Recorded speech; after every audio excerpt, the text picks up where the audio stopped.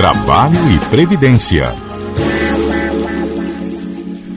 Antes de a gente começar aqui o nosso assunto, queria mandar um abraço para o Joilton, que é nosso ouvinte, mandou uma foto aqui do rádio dizendo: Caio, tô ligado aqui na melhor sintonia da Paraíba e quero dizer que você, ouvinte, que tiver sintonizado, conectado, quiser participar aqui da coluna Trabalho e Previdência, pode enviar mensagem também no 98132 4088.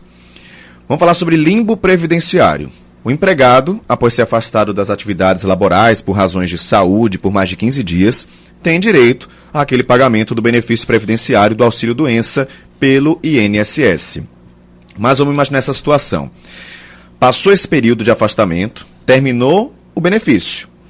E aí pode ocorrer de um médico da empresa empregadora considerar que as razões do afastamento persistem. Então, você ainda está precisando ficar afastado, mas acabou ali o benefício do INSS. E aí, né? Essas razões persistem, impede o empregado, na verdade, de voltar ali às suas atividades, seja na função anterior, seja em outra função readaptada, enfim. Essa situação é justamente o que chamamos de limbo previdenciário, que a advogada Juliana Coelho vai tirar as principais dúvidas sobre esse tema. Juliana, bom dia para você. Bom dia, Caio, bom dia a todos os ouvintes. Vamos começar explicando que situações práticas se configuram aí nesse limbo previdenciário? Caio, existem basicamente dois tipos de situação que pode colocar o empregado nesse limbo previdenciário.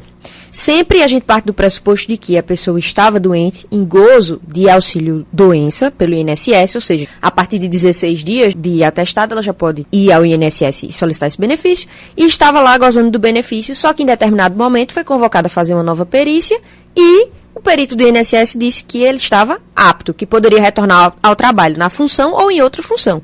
Só que é muito comum as empresas se resguardarem no sentido de enviar esse empregado que retornou do INSS a um médico do trabalho, seja interno da empresa ou externo, né, de uma clínica contratada.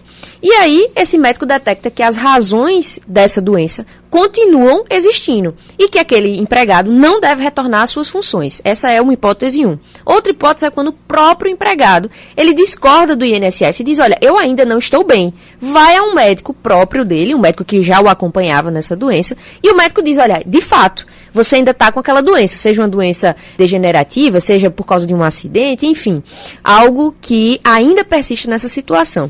E aí o principal problema disso é: nem o empregado consegue reverter o benefício de forma imediata, evidentemente que ele vai ter a possibilidade de recorrer administrativamente no INSS, a possibilidade de ingressar com uma demanda judicial contra o INSS, mas o empregador também fica numa situação super difícil, porque se ele readmite o empregado ainda doente, então ele também tem seus ônus quanto a essa situação. Então é esse o grande conflito que acontece nessas situações. É uma situação mais comum do que a gente imagina. Tem aqui um ouvinte, Alberto Filho, falando o seguinte: minha esposa fez cirurgia na coluna, colocou 4 parafusos e na perícia do INSS, mesmo com os pontos, o perito negou o benefício, alegando que ela estava apta ao trabalho. Aconteceu também comigo, a diferença é que o meu foram 8 parafusos. É uma situação muito comum. E aí eu queria entender, Juliana, se existe uma hierarquia entre esses atestados médicos do INSS, do SUS, do médico particular, por exemplo. Caio, existe, está previsto em lei. O primeiro atestado, que é dentro dessa hierarquia, é o do INSS, do médico perito do INSS, seguido do médico especialista do trabalho e depois do médico assistente. Mas os 3 são atestados válidos. A grande questão é realmente de qual eu devo seguir. Então, a princípio, o que vale mais é realmente o do médico do INSS, mas que pode ser contestado, sim, pelos meios cabíveis. Quem paga o salário durante esse limbo previdenciário? Essa é a questão, né? A empresa ou o INSS? Exatamente, esse é o ponto de divergência.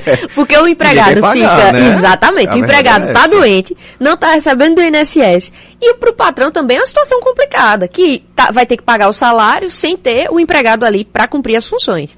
Mas a Justiça do Trabalho tem entendido que nesses casos, no limbo previdenciário, para que o empregado não fique desamparado no momento de necessidade, a empresa deve arcar com esses salários. Então a empresa, mesmo que ele fique afastado, é a empresa que vai ali pagar. Mas a empresa pode depois solicitar ao INSS o reembolso desses valores, desde que comprovado, né, ele vai precisar ingressar com processo judicial para comprovar que o empregado deveria estar afastado naquele momento. E o que acontece com o empregado que não retorna ao trabalho mesmo após a alta ali do INSS? Pois é, Caio, lembra que a gente acabou de falar que o empregado às vezes discorda, né, do que o INSS... Ele pode dizer simplesmente, não vou porque estou com dor, pode? E é esse a grande questão. Se o INSS liberou, a gente acabou de falar que o atestado principal é o do INSS. A hierarquia está lá em cima. A hierarquia está lá em cima. Então ele não pode, por livre e espontânea vontade, dizer não vou mais trabalhar e não comparecer ao trabalho. Existe inclusive um entendimento simulado do TST de que se o empregado está em alta previdenciária e não se apresenta para o trabalho,